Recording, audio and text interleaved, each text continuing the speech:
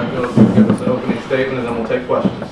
Right. Yeah, sure. I mean, I just thought, I think starting out, our coaching staff did a great job last week of coming up with a great game plan on Sunday, Monday. And then I told our kids they did a great job of adhering to the game plan, buying in, and really practicing all week. We talk about our preparation all the time, and the preparation is, if it's where it needs to be, then we'll come out and we'll play a competitive football game.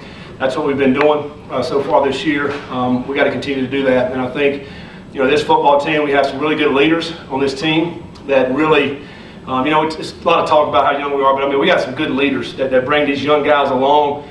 And these young guys are being led, and they're allowing it to happen.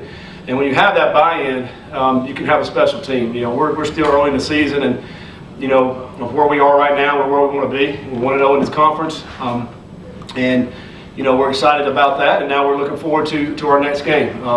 We take a one-game approach, and our next game is Ark State. We're looking forward to that big test in Jonesboro. And the good thing for us is we do have a couple of days to. Any dings or bruises, you can heal them up for a couple of days, and then we'll get back on it on Wednesday. So right now the plan is to come out and have a normal Sunday, and then we'll take a couple of days, and then come back Wednesday and start our game week. So with that, I'll just open it up to questions. You mentioned it either last week or on the conference call. First time you played these guys, they looked pretty good. That's kind of the flip side of that. Just kind of address that, how far maybe you've come. Well, man, we've got great respect for South Alabama. I mean, I think they're a program that can beat anybody in this league, and really anybody throughout the country. They've proven that over the years.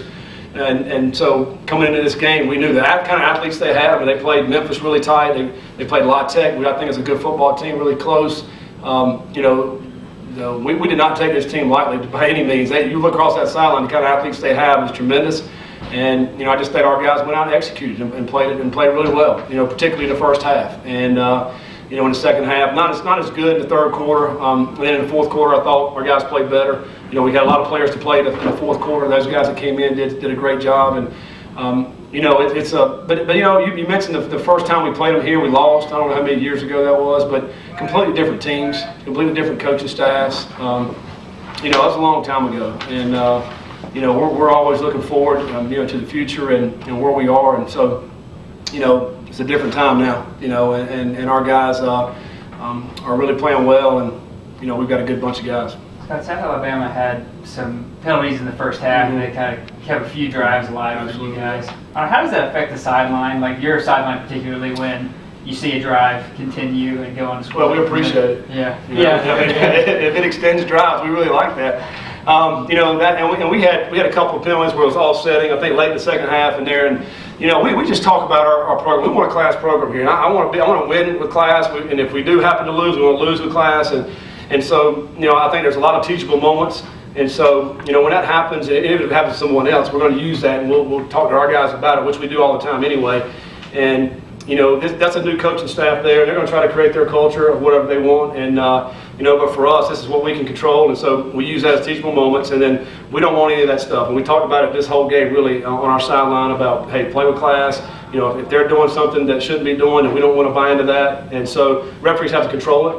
But hey, we'll take it if they want to get some penalties, and it helps us move the football, or helps our defense. So that's the things that we can't control what they do. So we just use that as teachable moments. You traded scores in the first quarter, and then basically shut them down. Did you make any kind of adjustments? Well, I think that we do that quite often defensively. It seems like early in the game, they'll come out and maybe do something a little bit different, and the defense has to come back and get some adjustments on the sideline. I thought we did that pretty well, and they still had a couple of drives, that got down, did a great job of bending but not breaking, and then we got a great, field goal block. We almost had another touchdown on special teams with that. Doug had a great return, and almost had the blocked field goal return for 6. So. The teams have been playing great. I think Michael Rubino, I don't even know what the touchbacks, but he had a ton of them today again. That's outstanding. We made our field goal.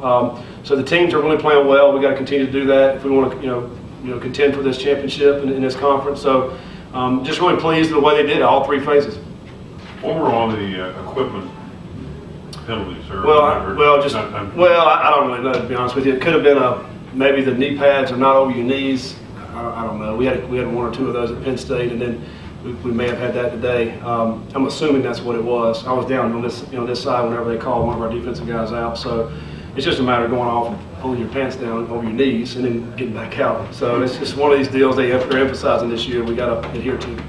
Thomas Hennigan, was a big guy for you guys last year, and you've talked about just how many weapons there are on this offense and how many mouths there are to feed on this offense. How do you think he's adjusted to going from the production he put up last year to kind of what he's being asked to do now with all these weapons? Well, we got a bunch of unselfish players. I think the bottom line is they all want to win, and really the great thing about it is it doesn't matter if it's Thomas or Corey or Malik or whoever it is, a receiver, or if it's Jalen or Darrington or Marcus Williams. I mean, we got a lot of guys, a lot of weapons, and we talked about it last week in here. It's hard to get the ball to all the guys at all the time. When your number's called, you got to make the play, and I think, man, they love it. I mean, they really, it's amazing on the sideline how they cheer for each other. When other guys are making the plays, and really all the guys today had opportunities. We're dialing up plays for a lot of the guys, and sometimes they hit, sometimes they don't. And so I think we're trying to spread the ball out, and so when there's time to make a play, they got to make the play. And but Thomas is a guy you love to have on your football team because of what he brings, the heart he brings to the table. And it's not necessarily catching footballs, it's blocking, it's special teams play, it's somewhere on the sideline, it's in the weight room. And he's just a special kind of player as far as bringing everybody together. Along with the penalties question, when you were building your lead, you had 38-yard drive and a 25-yard drive. I'm guessing it's a lot easier to score touchdowns when you do that. Just kind of address that. Yeah, fall out of that. Yeah, short fields. That's when I came in from halftime. I was looking at the yardage and I thought we'd had more, but we did have a lot of short fields, which is great because now your way you're calling plays is a little bit different in the short fields because the defense is going to play a little bit different once they get closer to the red zone. But that's a great play by your defense and/or special team to be able to get the ball all the way down there. There were a couple penalties I think that got us down also, but it's almost like you smell a shark getting a little bit of blood, and he's going to go finish it off. It's almost like that because you're getting close to the red zone, and then so now these guys want to go score touchdowns. And so when we don't score a touchdown, obviously the offense gets upset, and you have to settle for a field goal. I don't like kicking field goals. I mean, you have to sometimes, but when we get down close in, we want to take shots to that end zone and try to get in the end zone. Is that the quarterback in you?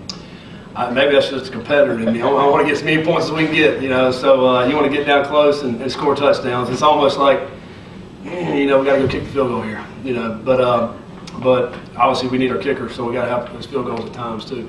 So how would you assess Zach today? I thought he early played pretty good. Third quarter, not so well. But that's teachable moments again. When I was talking to him when he come off on the sideline, he's got to learn from that stuff. And I was aggressive in the play calling in the third. We didn't need it, but you want to see how Zach's going to react. And there's times when the guy's covered, he shouldn't throw the football. We got to learn from that, and he will. He's a competitor. He's mad and all that. Which is, I want him to be that way. So now when he comes back, he gets this scenario again as we get later on in the conference play. Hopefully he'll take a check down or he'll take off running like he did early in the game to get some big yardage. And so those are moments where it's good when you got a big lead where you can put him in a situation to see how he's going to react and then teach off of that. And so he's actually a good football player. He's played well. He's distributed the ball. We all know we got to take care of football. I think that's the bottom line once we get as we head throughout the conference play. Want's probably not the right word. Do you want to see him kind of have a game where he wasn't just kind of staying on this? No, I want him to play perfect. It's not going to be that way. I mean, our passing numbers today were not great. We rushed really good, 348 yards, but there's going to be games where you're going to have to rush for 345, 350 yards, and you're not going to throw but 100 yards. We're going to have some of those games, and maybe other games where you throw for 300, you rush for 150. I mean, so we want to take what they give us, but the bottom line is the offensive is want to make better decisions. We don't want to turn the football over, and I think that's what we can learn from this, and that's where Zach will learn from it. And as we continue to play, and the good news is we won 52-7 when you're turning the ball over. So we know we can't do that as we head into conference play, though. Coach, high school. We'll talk about high school has a junior running back that's having a pretty good year. Is he on anybody's short list? He's on ours. I can't control that. No, he's getting a few looks, but I told our teams I got to go watch the first half of the game last night. There was a home game, and for these guys, and to be able to go watch your sons play, it's a short period of window. We have to be able to do that, and I thank my team for allowing me to go do that. To come before I came back here, and there's nothing I don't get any greater joy than seeing my kids play.